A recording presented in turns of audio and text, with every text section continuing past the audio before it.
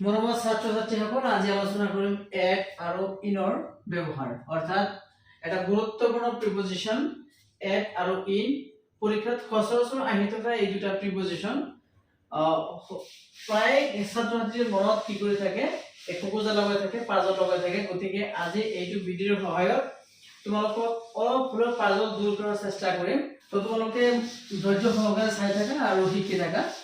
তো মই প্ৰথমে এট শব্দটো বা এট প্ৰিপজিশনটো ক'ত ব্যৱহাৰ হয় প্ৰথমে সেইখিনি আমি জানি লওঁ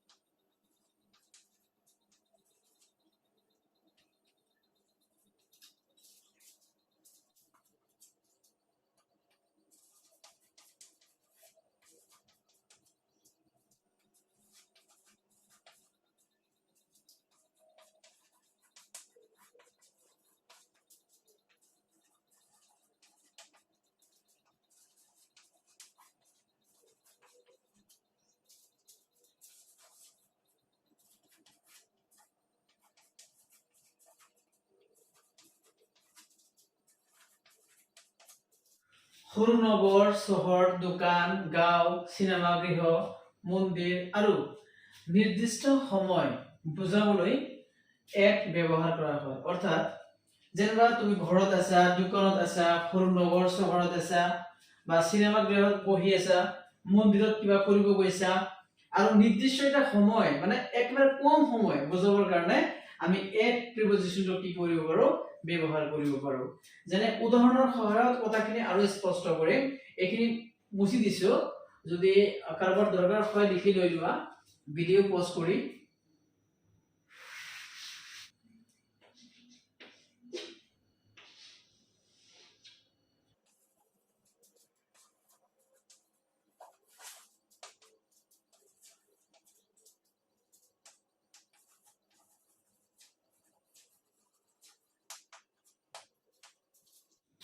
I am living at পানিখাইতি এই পানিখাইতি গাঁওটো যেহেতু সৰু গতিকে মই যিখন গাঁৱত বাস কৰোঁ সেই গাঁওখনৰ নাম হৈছে পানিখাইতি তো পানিখাইতি নামৰ গাঁওটো একেবাৰে সৰু সেই কাৰণে আমি ইয়াত কি কৰিছো পানিখাইতি নামৰ যিখন গাঁও আছে ইয়াৰ আগত আমি এট ব্যৱহাৰ কৰিছো কিয়নো এই গাঁওটো সৰু কাৰণে ইয়াৰ আগত আমি এট ব্যৱহাৰ কৰিছো আৰু এটা উদাহৰণ চাওঁ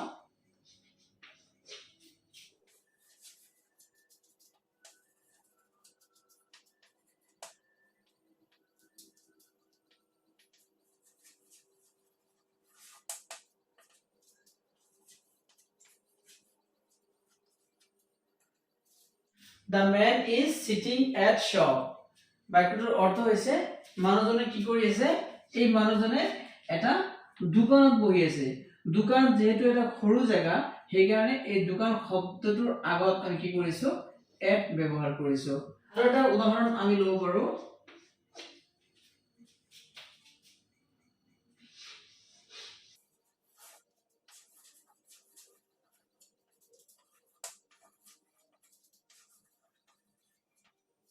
My father is at home. Home শব্দটো হৈছে এটা সৰু জায়গা সেই কাৰণে সেই সৰু জায়গাটোৰ আগত আমি কি কৰিছো at ব্যৱহাৰ কৰিছো বাক্যটোৰ অৰ্থ হৈছে my father is at home মানে মোৰ দেউতা ঘৰত আছে এই ঘৰত আছে মানে ঘৰটো একেবাৰে সৰু বা ঘৰটো হিমান নিৰ্দিষ্ট জায়গাহে ইমান ডাঙৰ জায়গা নহয় বা নগৰ চহৰ নহয় ডাঙৰ ঠাইও নহয় সেই কাৰণে আমি কি কৰিছো হোমৰ আগত এট ব্যৱহাৰ কৰিছো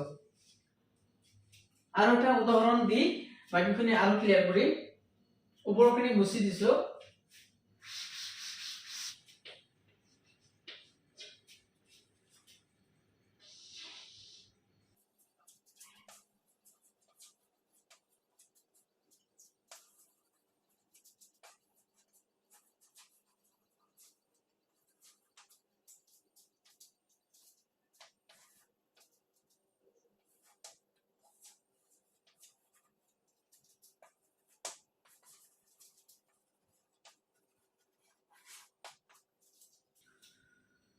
যে কৈছে our teacher came to school at 9 o'clock in the morning. ৰাতিপুৱা 9 বজাত কি কৰিছে আমাৰ শিক্ষকজন স্কুলত আহি উপস্থিত হৈছে বা আহিছিলে ইয়াত 9 o'clock শব্দটো এটা নিৰ্দিষ্ট সময় ব্যাপক সময় নহয় মাহ বছৰ এনেকুৱা নহয় এটা নিৰ্দিষ্ট সময় 9 o'clock বা 9টা বজাত সেই কাৰণে আমি কি কৰিছো এই 9 বজা যেটো আছে তাৰ আগত আমি কি কৰিছো এট ব্যৱহাৰ কৰিছো এট যেহেতু এই 9 শব্দটো বা এই সময়টো এটা নিৰ্দিষ্ট সময় ব্যাপক সময় নহয় গতিকে আমি নিৰ্দিষ্ট সময়ৰ আগত সদায় কি ব্যৱহাৰ কৰিম এট ব্যৱহাৰ কৰিম তো আশা কৰো তোমালোকে বুজি পাইছা যদি কিবা অসুবিধা লাগে বা কিবা প্ৰবলেম থাকে তোমালোকে কমেন্ট বক্সত জনাবা মই আকৌ যদি নুবুজা বুজাই দিবলৈ চেষ্টা কৰিম তাৰ পিছত আমি আলোচনা কৰিম ইনৰ ব্যৱহাৰ লৈ অৰ্থাৎ ইন প্ৰিপজিশনটো ক'ত ক'ত ব্যৱহাৰ কৰিব পাৰি ইয়াৰ বিষয়ে আমি আলোচনা কৰিম তো প্ৰথমে ইন ক'ত ব্যৱহাৰ কৰিব লাগে সেইটো বিষয়ে আগতে আলোচনা কৰিম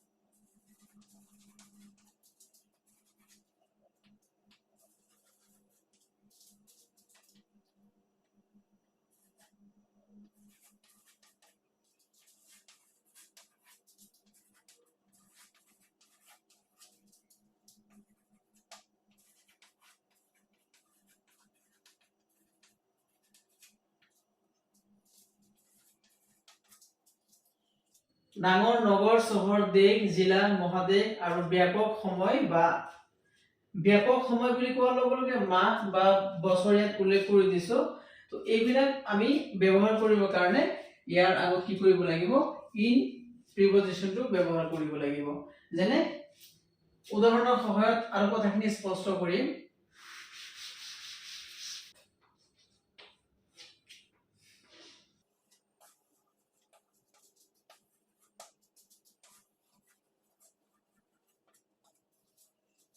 I live in India.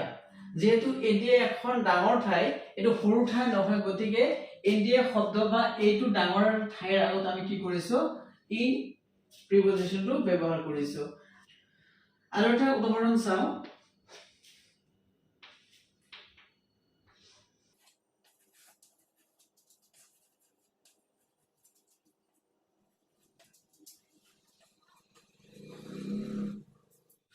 I was born in 1996 অৰ্থাৎ এই 1996 এটা ডাঙৰ সময় বা এটো বছৰ গতিকে আমি আগত আলোচনা কৰিছিল বা আগত লিখি দিছিল যে বছৰ বা মাহৰ আগত সদায় কি হ'ব ইন শব্দটো বা ইন প্ৰিপজিশনটো ব্যৱহাৰ কৰা হয় গতিকে এইটো চনত আমি কি কৰিছো জন্মগ্ৰহণ কৰিছো গতিকে এই চনটোৰ আগত সদায় আমি কি ব্যৱহাৰ কৰিম ইন ব্যৱহাৰ কৰিম ইন প্ৰিপজিশনটো ব্যৱহাৰ কৰিম তাৰ পিছত আৰু এটা উদাহৰণ লব পাৰো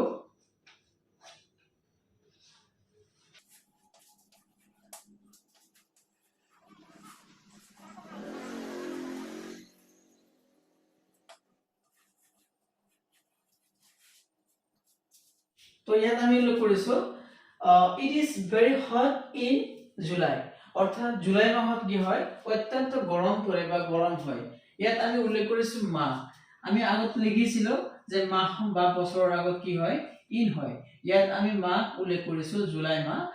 মাহত অত্যন্ত গৰম বেছি হয় গতিকে আমি এই জুলাই মাহটো যেহেতু ব্যৱহাৰ কৰিছো ইয়াৰ আগত আমি কি কৰিছো ইন প্ৰিপজিশনটো ব্যৱহাৰ কৰিছো তো আশা কৰো তোমালোকে বুজি পাইছা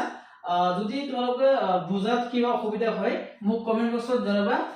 মই ধুনীয়াকৈ বুজাই দিবলৈ আকৌ চেষ্টা কৰিম তো আজিলৈ ইমানেই নেক্সট ভিডিঅ'ত আমি আলোচনা কৰিম আৰু অত্যন্ত গুৰুত্বপূৰ্ণ কিছুমান প্ৰিপজিশনৰ বিষয়ে যেবিলাক পৰীক্ষাত সচৰাচৰ আহি থাকে তো দৈনন্দিন ভিডিঅ' পোৱাৰ কাৰণে চেনেলখন সাবস্ক্ৰাইব কৰি ল'ব আৰু লাইক শেয়াৰ কৰিব বুলি আশা ৰাখি আজিৰ ভিডিঅ' ইমানতে সামৰণি মাৰিছো ধন্যবাদ